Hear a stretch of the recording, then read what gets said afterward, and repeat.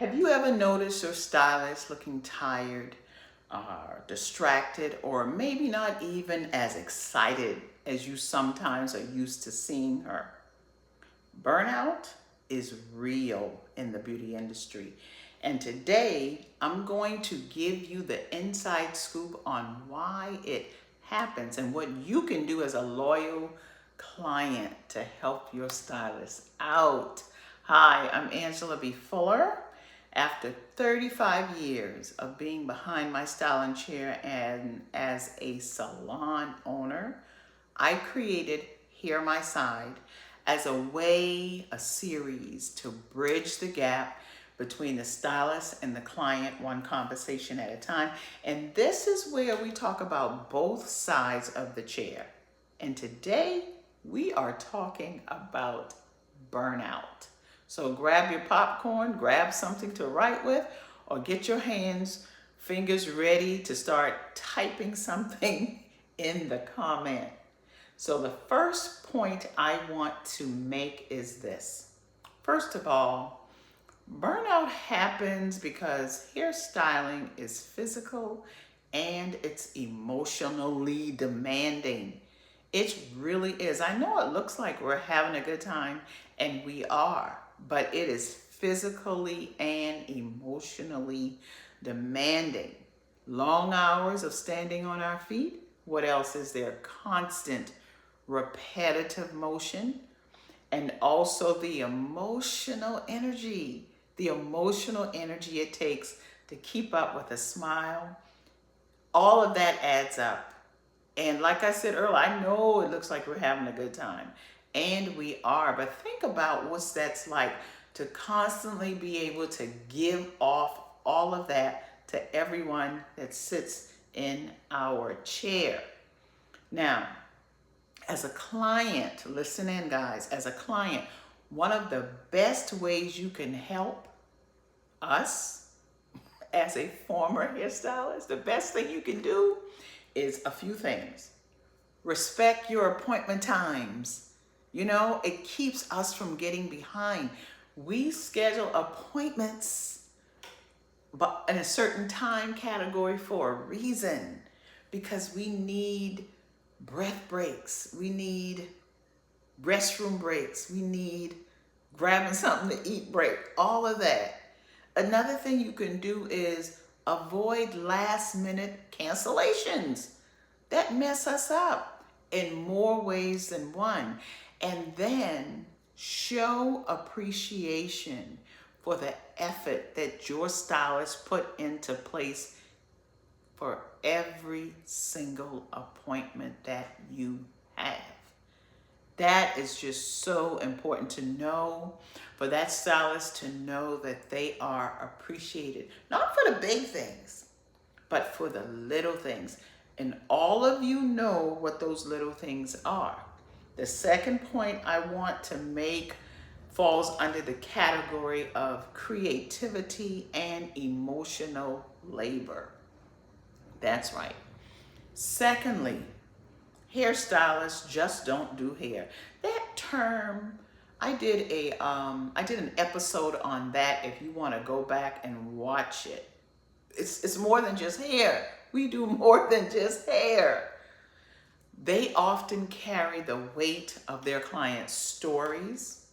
And I'm not talking one or two client story, but every client that sits in the chair, especially our OGs, we carry the client's stories, struggles, grief, secrets. And with carrying all of that, not only is it expected for us to stay upbeat, we require that of ourselves. So it's very emotional. That's a lot of emotional labor. And so you're asking the question, I know you're thinking it, how can I support my stylist in that? I'm glad you asked. You can support your stylist when it comes to her emotional bandwidth by balancing the conversations. Balance the conversation. Sometimes listen back. Don't always do all the talking. Listen back. Don't always unload on her. please hear me on that. Don't always unload on her. And by encouraging her creativity, because when you encourage your stylist creativity, it gives her an extra boost. It reminds her of why she is doing this. And you can do that by using simple words. You can say, oh, every time I sit in your chair, I just trust you so much. You know, that alone, that statement alone can be a breath of fresh air, and it helps your stylist to keep the spark alive. You got to trust me, and you got to believe me on that one. Let her know. You know, walk out the door and come back and you tell her, girl, I so appreciate you. I'll see you next week, or I'll see you in 2 weeks. Okay? Take that to heart. The third point I want to make is, y'all ready for this? Financial and business pressure. I know it looks like we are just having fun when we're behind that chair and we doing our creative thing, we doing our thing. Sometimes clients think, I'm having a good time. You know, you come to get your stress off, you come to get your beauty on. But I'm going to tell you, there is a financial and business pressure that you as clients don't know anything about. And it's probably not even your concern, but I want to bring it to you, because that way there's some things you'll see differently. You take a different attitude towards some things. Hairstylists are not just artists. Did you hear that? They're not just artists. They're business owners. Business owners.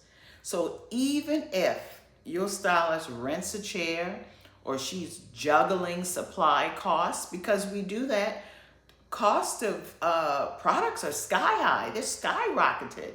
So she's juggling product costs, she's scheduling, and all the rising expenses that comes with running a salon. Those things put pressure on her. And I'm not saying for you to say, well, you know, I pay for the service. No. I'm trying to get you as a client to understand what your devoted stylist goes through, and giving you small ways that you can help her when you notice that your stylist is going into burnout. And so when clients push back on price adjustments, first of all, for some of us, for some stylists, it could be hard to increase your price, because we know everybody's struggling. We know everybody trying to make ends meet.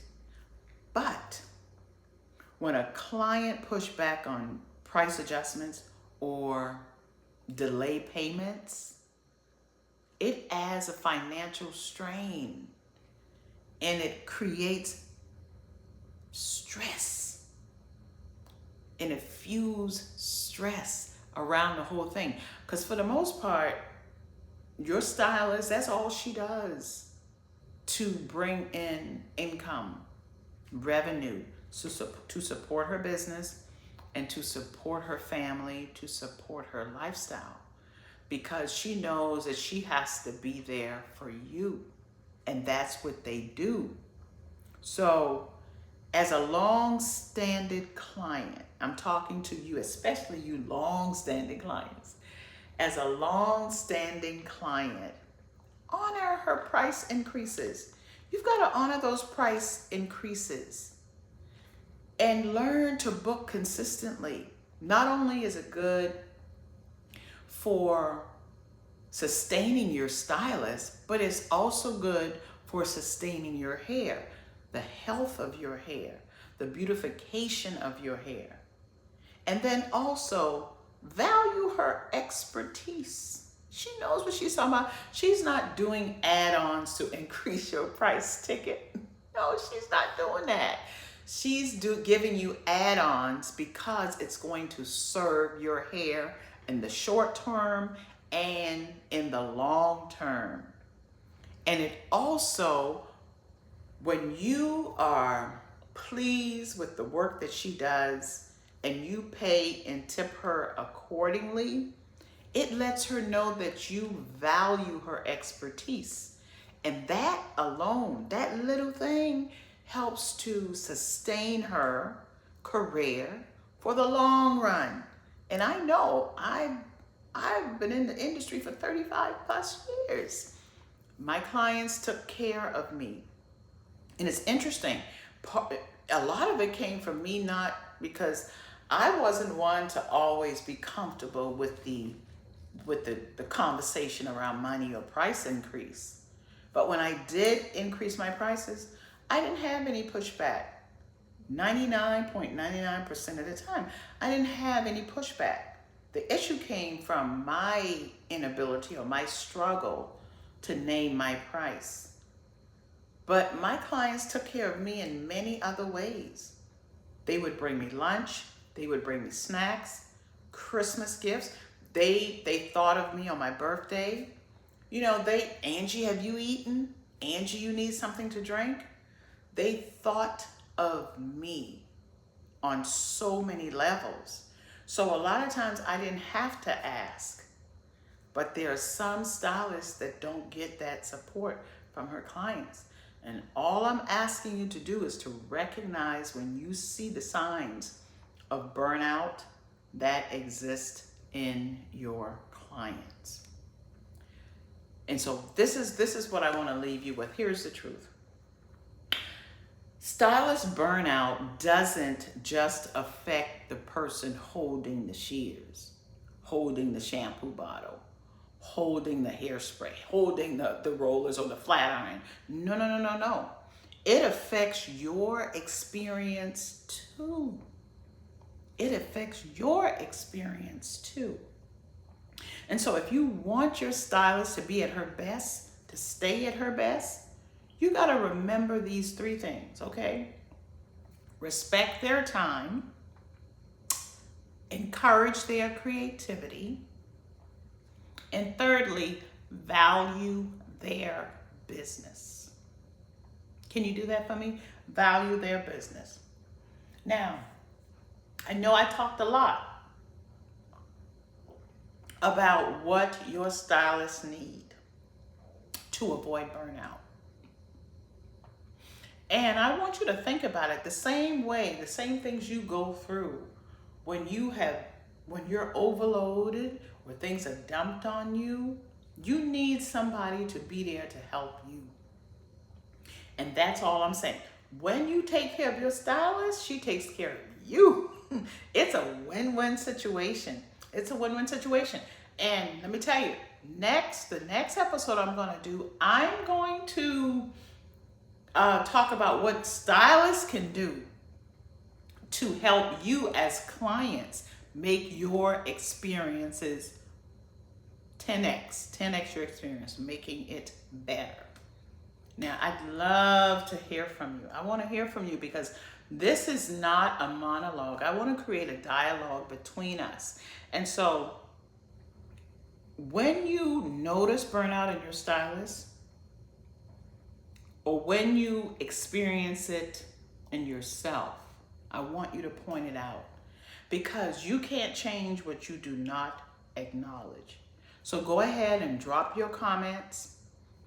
Let me know what you're feeling. Let me know what you're going to do different. And if this conversation opened up your eyes, don't forget to subscribe, like it, and share it out till your heart is content. And join me for more episodes on Hear My Side. Together, we're bridging the gap between stylist and client, one conversation at a time. And remember, hold on to your edges. I'll talk with you soon. Bye.